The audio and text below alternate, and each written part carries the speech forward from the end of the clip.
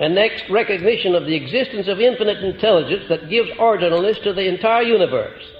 That the individual, you that is a minute expression of this intelligence. And as such, you, the individual, your mind has no limitations except those accepted or set up in your own mind. Your mind has no limitations whatsoever, except those that you allow to be established there or that you deliberately set up in your own mind or accept.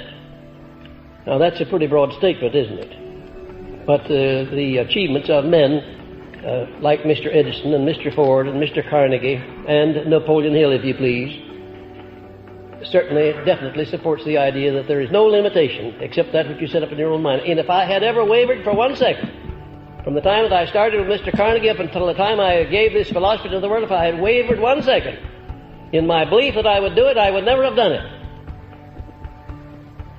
How did I happen to do it? Do you have any idea what played the strongest part in what I've achieved? It wasn't my brilliancy. It wasn't my outstanding intelligence. I have no more brilliancy than the average person, and no more intelligence than the average person.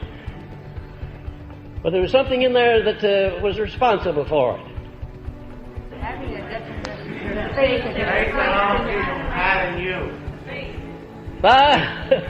Grand.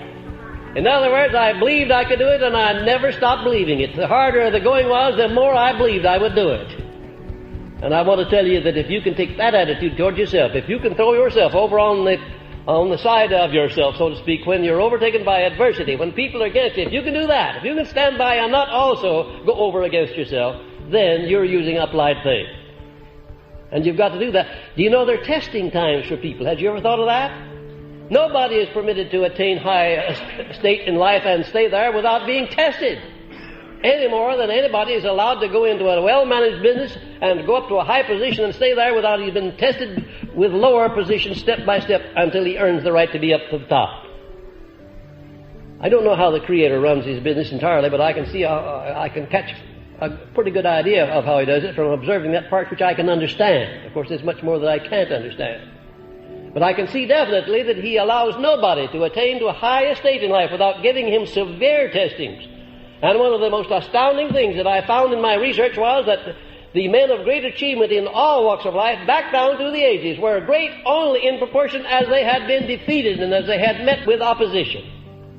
Now that's an astounding thing. It couldn't have been a coincidence that every one of these outstanding men was great in proportion exactly as he had been small and as he had been opposed and as he had had to struggle.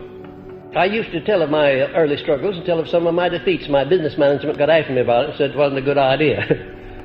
I still think it's a good idea. I think it's a fine idea, because if you only knew the amount of major defeats that I've met with and still kept my head above water and still lived to deliver this philosophy, you'd say that if Hill can do it, I can do it too. And that was the only reason, of course, that I ever spoke of it. The habit of affirming one's definite major purpose in the form of a prayer at least daily, and the recognition of infinite intelligence.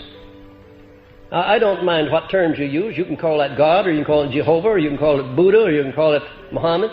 Anything you want to. No matter what you call it, we're all talking about the first cause. There isn't two first causes. There's only one. There couldn't be two.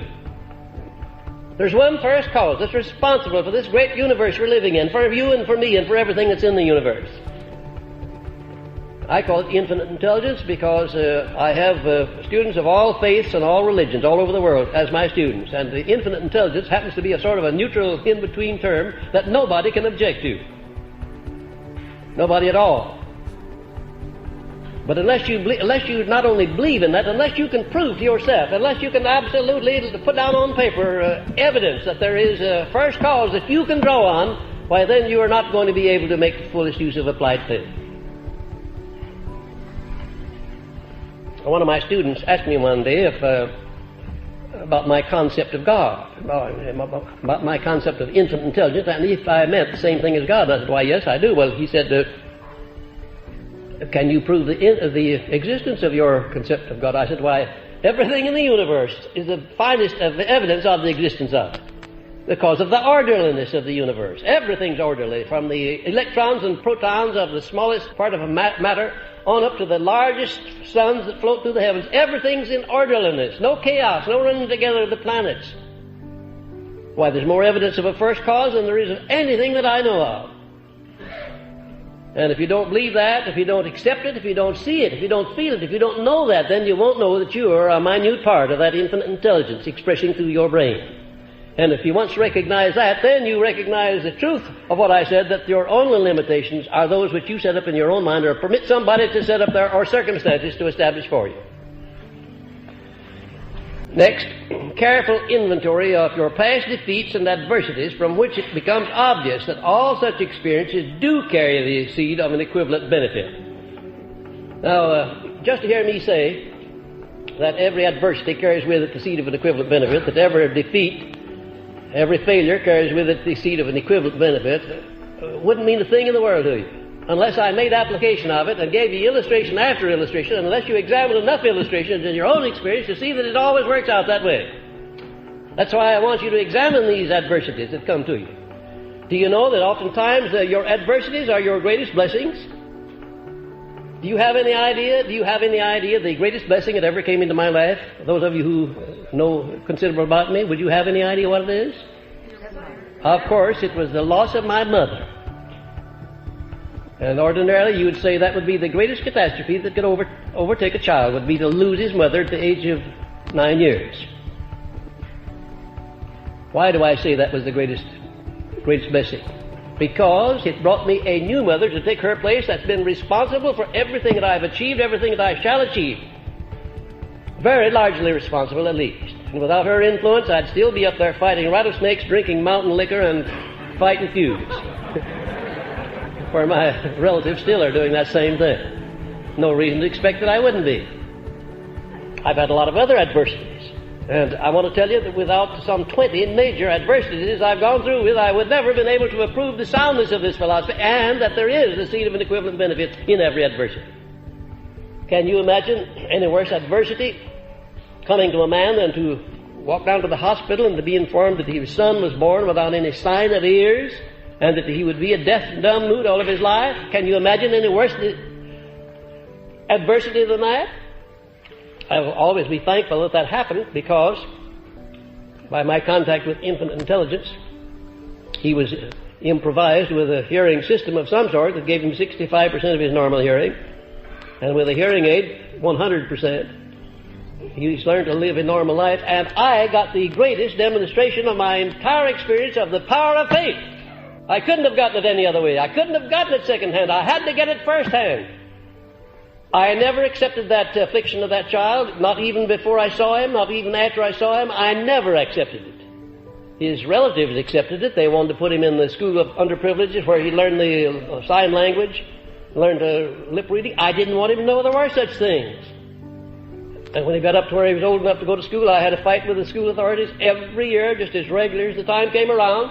They wanted to send him over to school for underprivileged children, where he'd mix with the other children and see that there were afflictions. I didn't want him to know there were such things. And I taught him from the very beginning that his not having any ears was a great blessing. And he believed it. And it turned out to be, because people took compassion on him. They did things for him they wouldn't have done otherwise. He got a job as a salesman for the Saturday Evening Post, and he led every salesman throughout the United States. Oftentimes he'd go out with $5 worth of merchandise and come back with $10 in cash. He did that many times. People would look at him and say, well, that poor little fellow, no ears, out selling papers. I guess his parents are poor. Give him a dollar bill, and instead of giving him back, giving him back 95 cents, and say, oh, just Sonny, you just keep that. And very often he'd get $1 apiece for Saturday Evening Post. Not at all conscious today of any affliction. He's living a perfectly normal life, because I taught him that an affliction, any kind of an affliction, can be transmuted into a benefit. Now that's an astounding thing, isn't it, to consider that that is true. But it is true.